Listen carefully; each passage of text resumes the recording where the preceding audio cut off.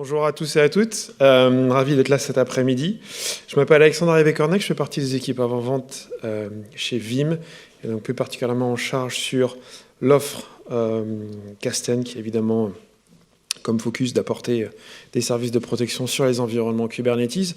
Et l'idée aujourd'hui, c'est de venir adresser un cas d'usage, un scénario qui peut sembler pas évident du tout au premier abord lorsqu'on regarde cet exemple qui est finalement ce genre de situation qu'on voit de plus en plus aujourd'hui, ces clients qui vont chercher à finalement déployer de la machine virtuelle dans Kubernetes, ce qui peut paraître improbable au premier abord. Pour autant, c'est un scénario qu'on voit de plus en plus chez les clients qui aujourd'hui doivent adresser évidemment tout un tas de challenges, mais pour lesquels ils ont pour certains d'entre eux entamé évidemment une transformation de leur parc applicatif à une échelle de temps plus ou moins rapide. Et ce qu'on constate très souvent, c'est que dans cette transformation, migration de chaîne applicative, il y a évidemment un certain nombre de challenges. Et par moment, les clients ont des briques de ces chaînes applicatives qui sont difficilement transformables, ou en tout cas pas de manière extrêmement simple et évidente, et pour lesquelles une partie du code, une partie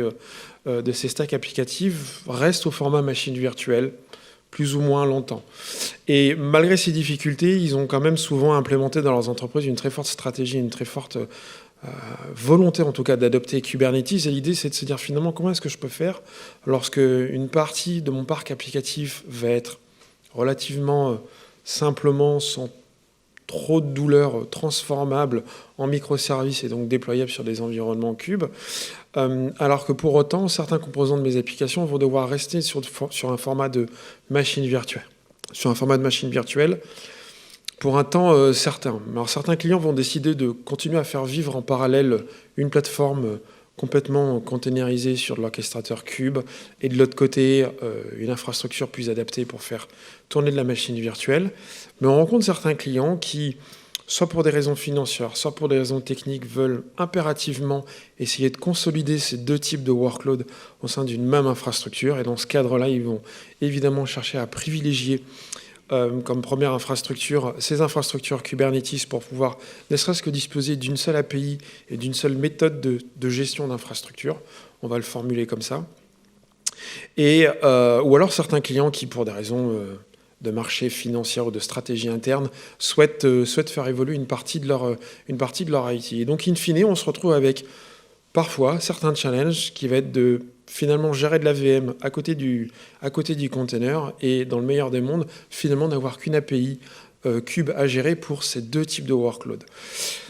C'est un scénario qui paraît peu fréquent et pour autant c'est définitivement quelque chose qui est en train de s'accélérer. Alors, il ne faut pas pour autant comprendre que l'idée va être pour ces clients de remplacer des infrastructures de milliers de VM et tout déverser dans une infrastructure qui a pour première vocation de gérer du container.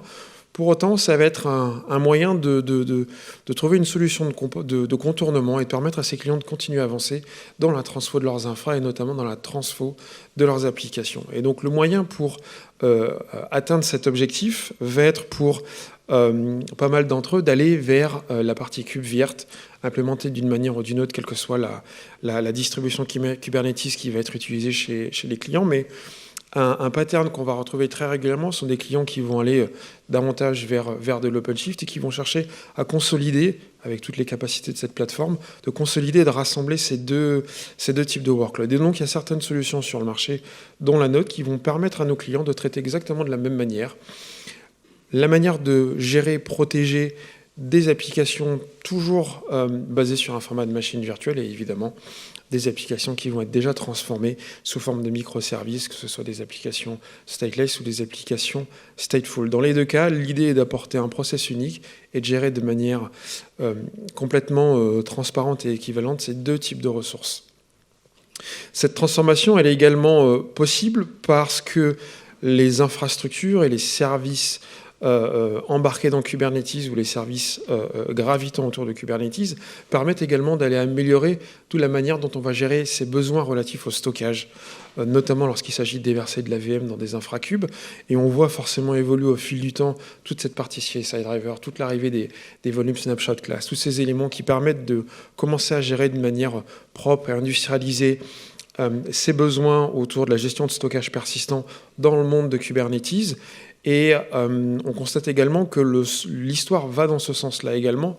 On commence à voir apparaître des besoins autour de ce qu'on appelle le Change Block Tracking, qui est une API ou quelque chose très connu lorsqu'on fait de l'infrastructure basée sur de la machine virtuelle qui permet de sauvegarder de manière assez efficiente des gros volumes de machines virtuelles. On va retrouver ce même type de fonctionnalité apparaître dans Kubernetes, ce qui quelque part encourage, lève certains freins ou motive certains clients à aller dans cette direction.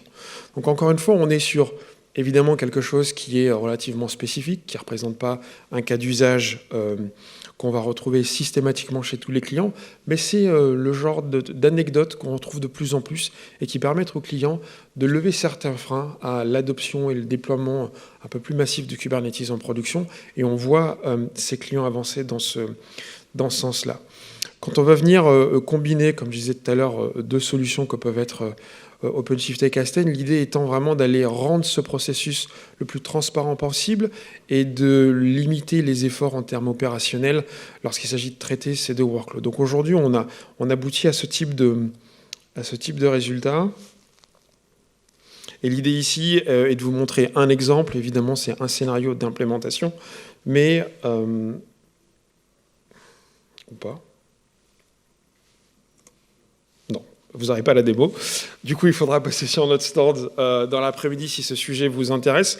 Mais voilà, l'idée ici, c'était de mettre en avant quelque chose d'un peu spécifique, mais qui pour autant est de plus en plus remarqué. Alors évidemment, pas sur tous les marchés. L'adoption de Kubernetes sur différents marchés en Europe ou entre l'Europe et les États-Unis est évidemment différente.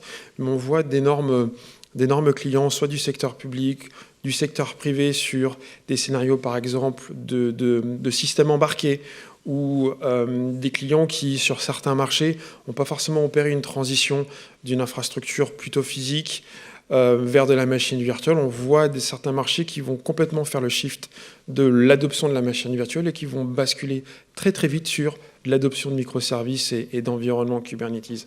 Et pour ces clients-là, ils vont avoir cette tendance assez naturelle de bouger ces environnements, de bouger ces machines virtuelles dans des infra Kubernetes de façon à rester sur ce modèle d'architecture, ce modèle opérationnel, industrialiser des process autour de l'API Kube et de se laisser le temps, en réduisant les contraintes, de transformer ce qui, pour l'instant, va être considéré pour eux comme étant du legacy et du code et de l'application toujours basé sur un format de machine virtuelle, de transformer cette partie applicative au fil du temps en limitant des contraintes et en réduisant un certain nombre de coûts pour eux, que ce soit en termes de coûts de transfert applicatif ou de coûts opérationnels. Donc, bien que ce reste un phénomène relativement petit à l'échelle des projets qu'on peut voir sur des environnements Kubernetes, souvent pour les clients qui ont ce challenge est vraiment un énorme bloqueur. Et donc du coup aujourd'hui, l'idée c'est d'arriver avec un écosystème et des solutions sur le marché qui permettent de lever ces freins et d'aider ces clients à avancer